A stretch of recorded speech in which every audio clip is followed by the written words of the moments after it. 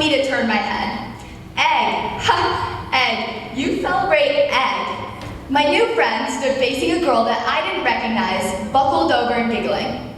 Our third grade class stood in a line, waiting outside the music room. This was my 6th week at my new elementary school, and I was still adjusting to the wealth, and if I'm being honest, the lack of diversity at Lafayette Elementary. I glanced at the girl across from my friends, realizing that I did know her. She was one of the more quiet kids in my class, and I hadn't really connected with her yet. "What's funny, guys?" I asked, frowning. Between giggles, my friend choked out, "She celebrates egg." Next to me, the girl muttered, lowering her head. I said, "Eid." My face lit up. "Oh my gosh, are you Muslim?" "Yeah, it's almost Eid al-Fitr." At my old school, a charter located right near the Anacostia, many of my friends were Muslim and celebrated Eid, including one of my very best friends. I was so happy to meet someone that felt familiar, even if I wasn't Islamic myself. The girl's head flew back up as she turned to me with a smile growing on her face. "Wait, you know what Eid is?" "Yeah, of course, it's the end of Ramadan, right?" I said. "Yeah," she said, beaming. At this point, my friends had stopped laughing and were watching us converse with puzzled looks. At the time, this interaction seemed bizarre to me. I had grown up with so many different kinds of people that not only did I think it was strange that they didn't know what Eid was, I was also taken aback by the fact that they were laughing before the girl had a chance to explain. In retrospect, it's clear why this was their immediate reaction. These girls, although living in very welcoming households, were simply not used to new ideas, people, or in this case, religious celebrations. Their laughter at the word Eid wasn't rooted in malice, it was the result of unfamiliarity. I am here today to talk about how early socialization in diverse settings is beneficial in every aspect of life. The root of the problem is our social division. Our society divides itself into groups based on wealth, politics, religion, geography, class, education, and so much more across the span of interactions. As our world falls into this pattern of separation, we lose our humanity, the ability to connect, empathize, innovate, and move towards a better world. If we separate ourselves from different ethnicities, especially as children's brains grow and develop, we will become accustomed to one group of people, creating a closed-minded adult with a limited worldview. With more closed-minded adults existing in our society, the division is then further exacerbated through our policies, workplaces, and even everyday encounters. We must move towards a more just and fair society, and one way that this can be accomplished is through formative exposure to ethnic diversity. As just stated throughout this speech, I'll be mentioning the concept of childhood diversity exposure, and when I say this, I'm just referring to the wide range of differences that exist among children as they grow and develop, and the impacts on their cognitive beliefs. Ethnic diversity refers to having people from various culture and ethnic backgrounds within a community, nation, organization, encompassing different traditions, languages, beliefs, and histories. My early childhood exposure to this ethnic diversity has shaped the way that I think, work, and even feel. As our world becomes increasingly polarized, it is now more than ever imperative that our society embraces diversity and is able to appreciate all types of people, culture, and traditions. In 2017, the National Institutes of Health, NIH, did a long-term research project documenting when and how students benefit from ethnic diversity in primary and lower secondary education. Participants were drawn from a larger sample of 5,991 sixth grade students participating in the UCLA Middle School Diversity Project.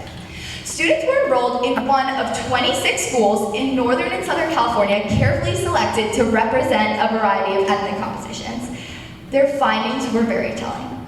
Exposure to ethnic diversity in academic classes independently predicted more positive perceptions of teachers' fair and equal treatment. Specifically, greater diversity of the student body, both at the school and even at the classroom level, was associated with less peer victimization and loneliness and a greater sense of safety across the experiment.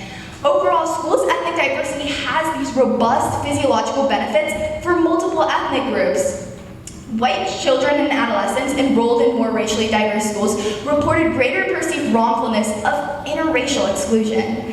Consistent with the balance of power hypothesis and replicating previous findings with African American Latino students, they documented that as the ethnic diversity of elementary and middle school increased, African American, Latino, Asian, and white youth all reported a lower sense of social vulnerability, defined as feeling safer at school, less victimized, and less lonely. This study shows that diversity in early education not only exposes children to different cultures and traditions, it shapes their cognitive and emotional development. When children interact with peers of different backgrounds, they begin to see diversity not as a barrier, but as a source of strength. Instead of looking at unfamiliar people with fear, they navigate differences with curiosity and open-mindedness. My own experiences mirror these very findings. Back when I was just a third grader, my teacher started taking photos of us at lunch. This went on for about a week without explanation until Friday, minutes before the bell dismissing us was to ring. She gathered us on our little circle carpet and projected photos of our 2 lunch tables. Immediately, I started crying. What I saw on the board was indeed our 2 lunch tables. At one table sat most of the white and Asian children, while at the other sat most of the Black and Hispanic children. As a third grader, at the mere age of 8, I was outraged. Being so young, I obviously couldn't explain why I felt this way, but I knew that I was upset that we had just so happened to split ourselves by race and ethnicity. In that moment, I was exhibiting this greater perceived wrongfulness of exclusion. Let me provide another example. My cousin, who's a girl around my age, recently visited me here in BC. She lives in a small town in rural Oregon and goes to a predominantly white high school. While she was here, she got the opportunity to meet some of my friends from all around the city. Towards the end of her trip, we went on a walk, and she admitted to me that she was surprised by her experience here. She told me that all the people she met were so welcoming and much less judgmental than many of the kids in her town. She was shocked that all my friends were so quick to accept her. She pointed out a time that we were at a concert, and one of my friends complimented a random girls that were just walking past us. She went on to explain that her friends back home would have probably joked about these girls behind their backs. Although my cousin herself is a wonderful person, I think about the things she said often. What led her to think that people are less judgmental here? Was it just my friend specifically, or does everyone in this area have that same sort of kind draw? Was it the fact that DC is an urban area, does urban versus rural have anything to do with the judgment? The more that I pondered, the common link became apparent to me. The amount and different kinds of people that my friends were used to, also known as their exposure to diversity, shaped that welcoming nature. The different traditions, styles, cultures, ethnicities, and colors that my friends were used to from growing up in a diverse city and attending diverse schools allows them to see the beauty and goodness in everyone. Their inclusivity was so openly apparent that an outsider was able to immediately catch it and automatically feel welcome. Now, regardless of the effect on society, early diverse socialization also has robust personal benefits. If we allow our children to be immersed into a multitude of cultures, they will be much better prepared for navigating adulthood in both social settings and in the workforce. Think about it. In any professional studio in the US, from a corporate office to a recording studio, you are guaranteed to interact with people from different backgrounds. If one is able to appreciate, welcome, respect, and honestly even simply work with people of all races and ethnicities, then they are much more positioned to have a substantial advantage in any setting.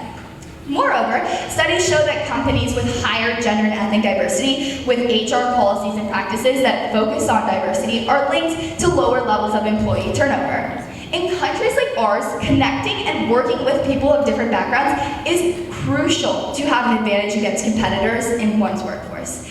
If young children grow up and attend school with peers of different ethnicities, they'll be able to utilize the different experiences and perspectives from a wide range of people, which is beneficial to be innovative and inventive in the workplace. Now, as the speech comes to a close, I want to reflect on the message that I'm trying to send. As I think back to that day outside of my elementary school music room, I can still hear the laughter echoing in my ears, but now with a different meaning.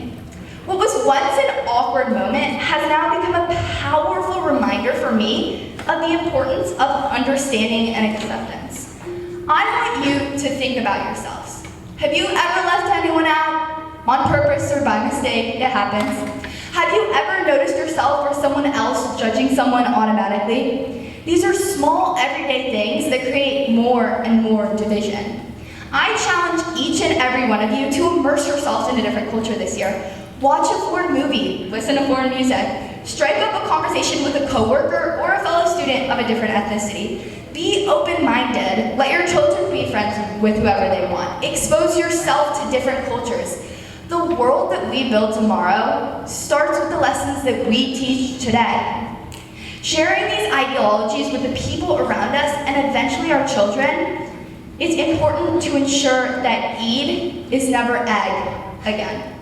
Thank you.